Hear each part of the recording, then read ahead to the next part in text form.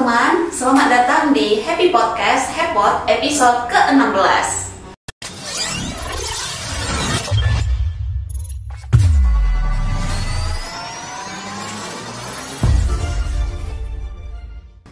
Hari ini kita akan membawakan topik tentang realisasi DAP Fisik tahun 2024 oleh KPPN Sidikalang. Dan saat ini kita kehadiran narasumber kita, Ibu Elisa, sebagai Kepala Seksi Bank KPPN Sidikalang. Apa kabar Ibu? Alhamdulillah baik KPMI. Terima kasih ya diundang di Happy Podcast ini. Iya Bu. Baik Ibu, sepertinya kita langsung ke materi saja ya Bu ya. Di sini saya sangat penasaran nih Bu tentang DAP Fisik di KPPN Sidikalang. Baik. Nah, KPMI pengen tahu apa nih? Mengenai tentang penyalurannya Bu. Pengajuannya gimana sampai realisasinya, kira-kira begitu Bu. Namun sebelumnya DAP Fisik ini kan merupakan bagian dari TKD ya Bu. Kira-kira Ibu bisa jelasin dulu mengenai apa itu TKD dan tujuannya. Oke baik. Tapi sebelum kita ke materi kita, ini KPMI penasaran nggak sih dengan ada bawang goreng, kemudian ada kopi gitu ya. Nah jadi teman-teman Hepot, kita di KPPN itu juga punya UMKM binaan gitu. Jadi contohnya ini UMKM binaan kita dia jual bawang goreng gitu. Jadi bisa dipesan di KPPN karena ada kotak pesannya itu bisa langsung ke orangnya.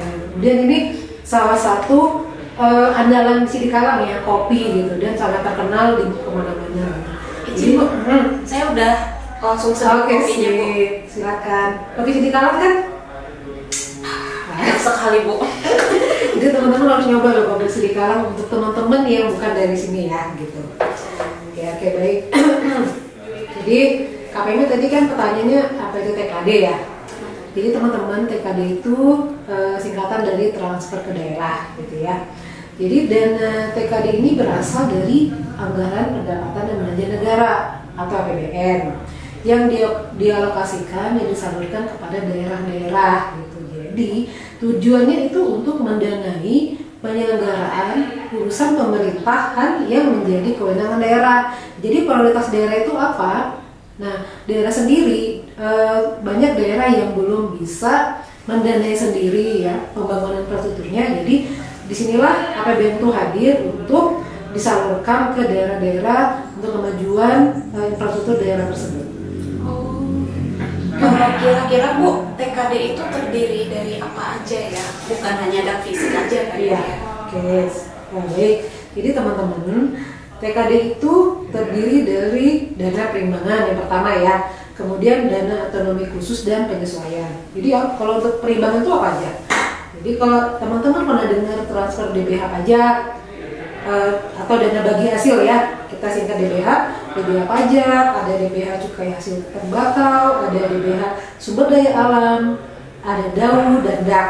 Itu yang untuk transfer dana perimbangan. Nah, DAK itu bagian dari transfer dana perimbangan. Kemudian yang selanjutnya ada dana otonomi khusus, yaitu untuk dana otonomi Papua dan Papua Barat. Kemudian ada untuk khusus Provinsi Aceh. Itu untuk yang kedua. Nah, kemudian yang terakhir, TKD itu untuk transfer dana penyesuaian. Buat apa aja sih? Itu meliputi tunjangan profesi guru PNSD, kemudian tambahan penghasilan guru PNSD, bantuan operasional sekolah, dana insentif daerah. Nah, ini tidak semua guru dapat ya. Ada guru-guru yang ditunjuk melalui dinas pendidikan gitu ya. Jadi gitu KPMI. Jadi kalau pernah dengar tunjangan guru dari mana ya gitu. Nah, itu tidak semuanya berasal atau dibiayai oleh pemerintah daerah. Di sini pemerintah pusat juga turut ambil. Gitu KPMI. Berarti seperti tunjangan sertifikasi, tunjangan profesi itu ternyata dari pusat juga ya Bu ya? Iya. Kalau kita lihat bagan APBN gitu ya, itu banyak sekali transfer ke daerah yang dialokasikan masing-masing daerah.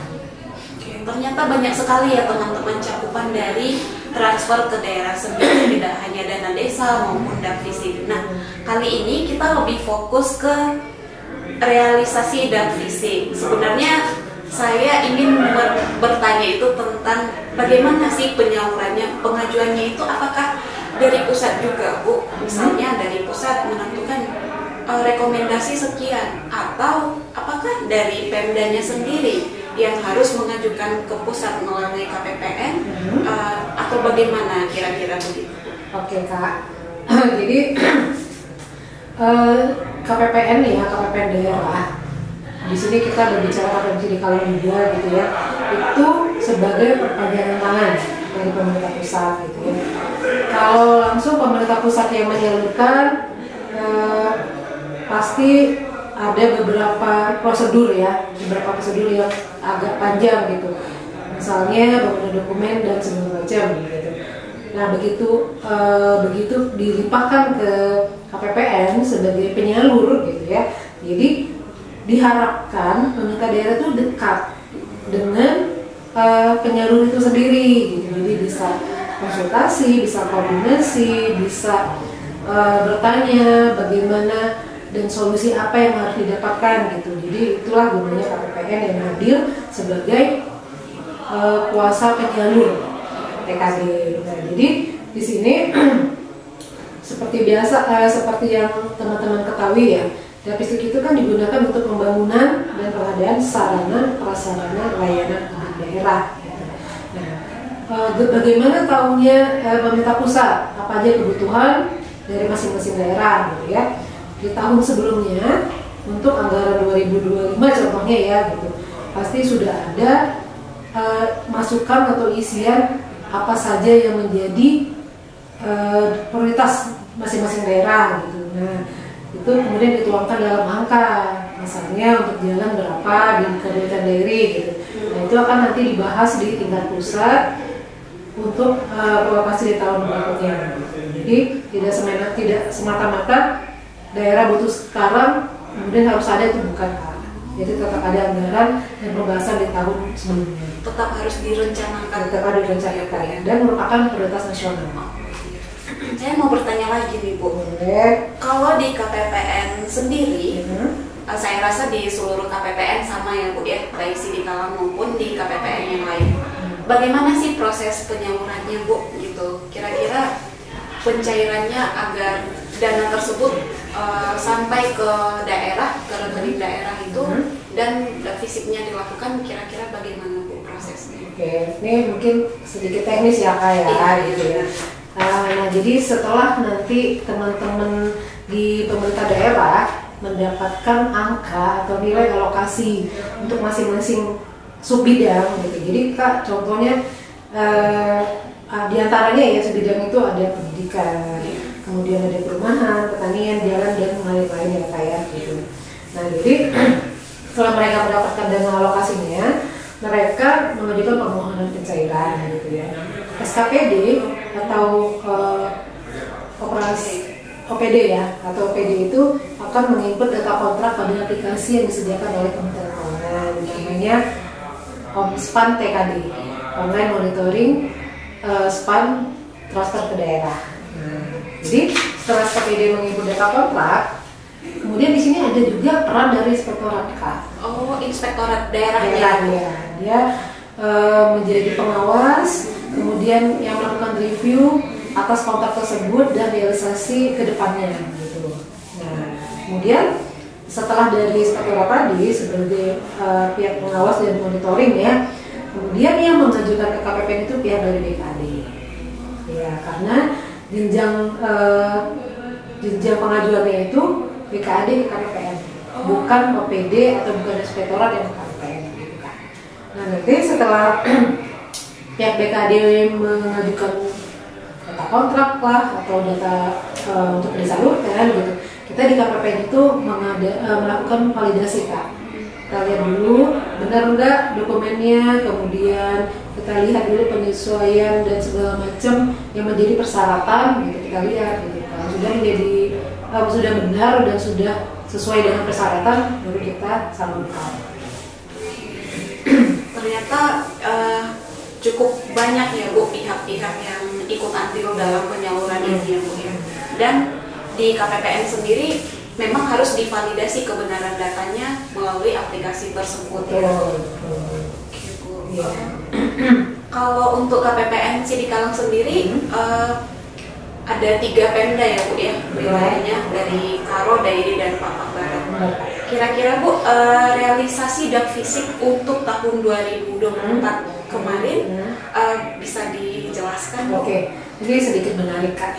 Sedikit menarik karena ada daerah yang realisasinya tidak sampai 80% ya, gitu. Sedikit menarik. Sebenarnya disayangkan ya, karena pemerintah pusat telah mengalokasikan pagu sedemikian seyogianya ya, entah daerah itu mampu menyerap semaksimal mungkin gitu. Karena kan ini untuk infrastruktur masyarakat yang digunakan masyarakat nanti gitu. Jadi di kita ini ada 3 kabupaten Kak yang menjadi wilayah kerja. Yang pertama Karo, kemudian Dairi, 3 Papak Barat. Nah untuk Karo sendiri di 2024 itu telah kita salurkan sebesar 94%.